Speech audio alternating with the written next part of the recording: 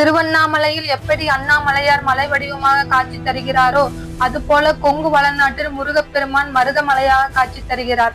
சூரபத்மனுக்கு பயந்து தேவர்கள் அனைவரும் சிவபெருமானிடம் முறையிட்டனர். அவர் ஆறுமுகன் அவதரிக்கும் வரை ஆதிபுரி எனப்படும் திருப்பேரூரில் தங்கி இருக்குமாறு ஆணையிட்டார். மூவுலகும் சூரபத்மனின் கொடுமையிலிருந்து விடுபட மகாவிஷ்ணு முருகப்பெருமானை பூஜித்தார். மனமகிழ்ந்த முருகப்பெருமானோ மருதவேல் படையாக காட்சியளித்தார். கச்சியப்ப முனிவர் தான் அருளிய பேரூர் புராணத்தில் மருதவரை படலத்தில் முருகனை எப்படி வழிபட வேண்டும் என்றும் அவர் இருக்கும் மருதமலையின் சிறப்பையும் கூறியுள்ளார். அருணகிரிநாதரால் திருப்புகழ் பாடல் பெற்ற ஸ்தலம். இங்கு சோமஸ்கந்த மூர்த்தியாக முருகர் காட்சியளிக்கிறார். 18 சித்தர்களில் ஒருவரான பாம்பாட்டி சித்தருக்கு முருகப்பெருமான் பாம்பு வடிவில் காட்சியளித்துள்ளார்.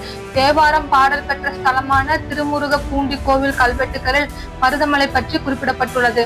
இத்திருத்தலம் கொங்கு சோழர்களால் முதலில் கட்டப்பட்டு பின் ஆட்சிக்கு வந்த விஜயநகர பேரரசு மற்றும் கொங்கு சிற்றரசர்களால் திருப்பணி செய்யப்பட்டுள்ளது.